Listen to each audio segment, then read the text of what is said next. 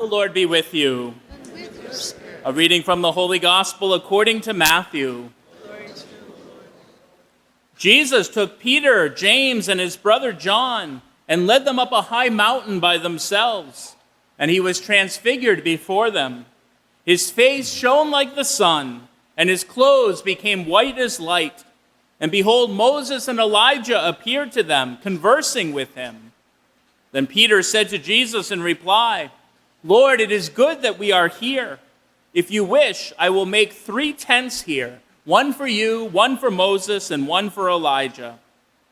While he was still speaking, behold, a bright cloud cast a shadow over them. Then from the cloud came a voice that said, "This is my beloved Son, with whom I am well pleased. Listen to him." When the disciples heard this, they fell prostrate and were very much afraid. But Jesus came and touched them, saying, "Rise and do not be afraid." And when the disciples raised their eyes, they saw no one but Jesus alone. As they were coming down from the mountain, Jesus charged them, "Do not tell the vision to anyone until the Son of Man has been raised from the dead." The Gospel of the Lord. Praise to you, Lord Jesus Christ.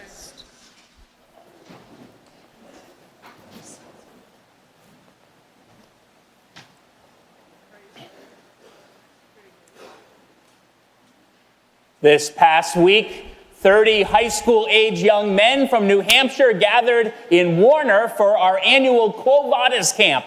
Quo Vadis is run by the vocation directors, by the seminarians of our diocese, and is sort of half of a very fun summer camp with hiking and swimming and canoeing, sports and games, but then it's like half of a discernment retreat as well. And we have daily mass and prayer, and we talk about different vocations. We talk about marriage, we talk about priesthood, religious life, and above all, we talk about how to listen to Jesus, the beloved Son, how to try to figure out where we're going in life. That's what Quo Vadis means. Where are you going?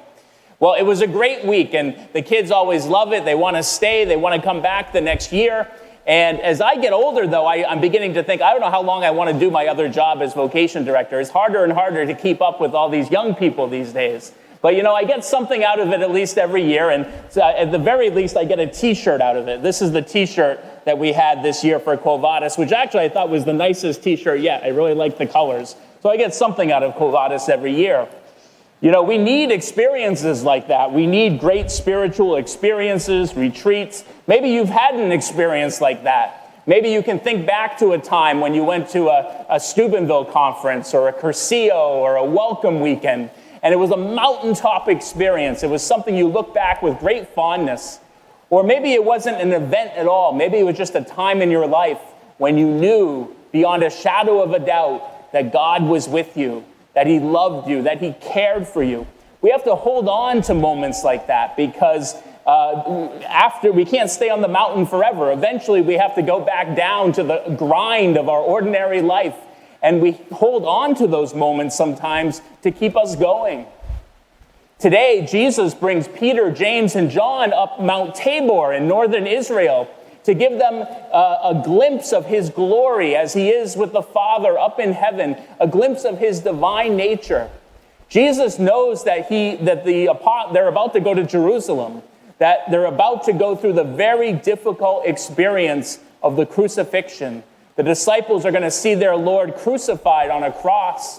They're going to experience everything they believe in come crashing down.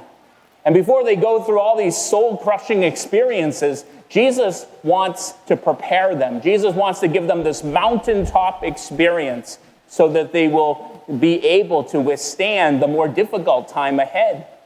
And his face becomes like the sun, his clothes become white. Moses and Elijah appear to show that Jesus is the fulfillment of the whole Old Testament, the law and the prophets. And Peter is so moved by this experience that he says, "Lord, let me make 3 tents, one for you, one for Moses, one for Elijah." He doesn't even know what he's talking about. He's just kind of babbling. And what does he talk? Why is Peter talking about tents? Does he want to go camping? Is he saying, let's have a summer camp up here on the mountain all together? Now remember that people in that time often lived in tents. Tents were often homes. Even the temple of God was originally in a tent. And so what Peter is saying is, Lord, I want to live here.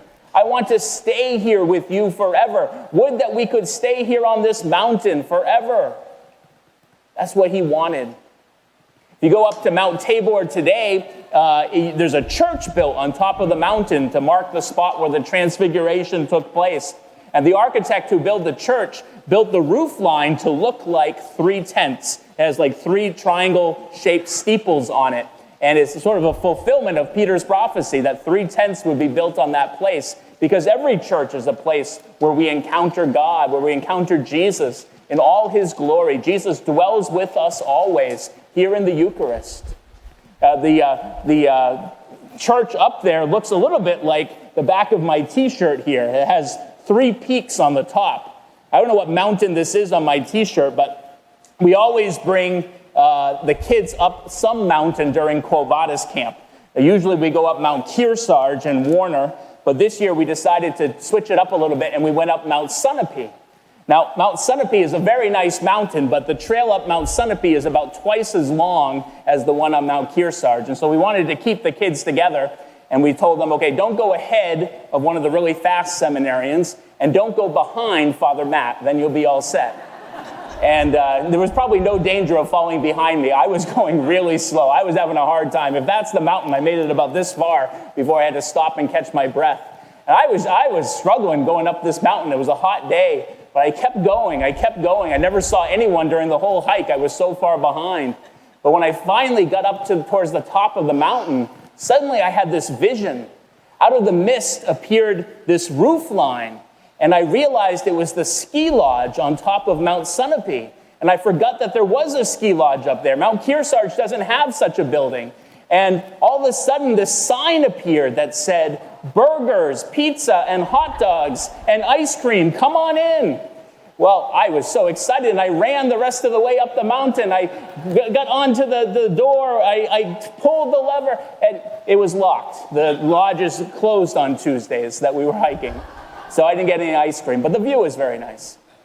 You know, life is not all pizza and ice cream. That's what Peter had to learn again and again in his life. You know, even decades later, when he's writing his letter in the New Testament, he remembers that moment on the mountain.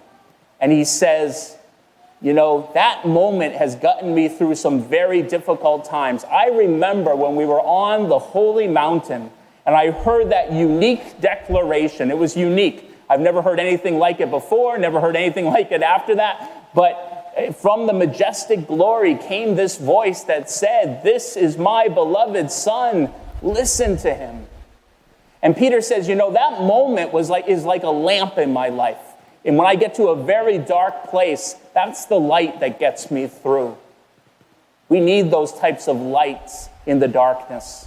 And he had to keep learning that lesson again and again in his life, because Peter was so tempted in life to either run ahead of Jesus in great enthusiasm, to say, you know, Lord, even if I should have to die with you, I will never deny you. Or sometimes he was tempted to fall far behind when he fell flat on his face, when he denied Jesus 3 times. I've never even met the man, he says.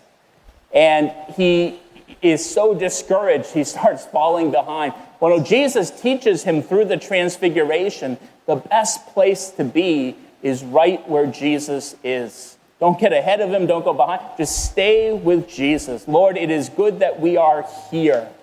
Wherever Jesus is, it's good to be there. And stay close to him, because if you do so, then you'll, yes, share in his cross, but you will also share in his glory. Right up to the end of his life, Peter had to learn that lesson. There's a traditional story that comes down about the very end of St. Peter's life, when he was the first pope in Rome, watching over the flock of early Christians. And Nero began to persecute the Christians. He blamed them for burning down half of Rome when he probably did it himself, but he blamed the Christians. And he arrested and rounded them up and brought many to the arena where they were put to death.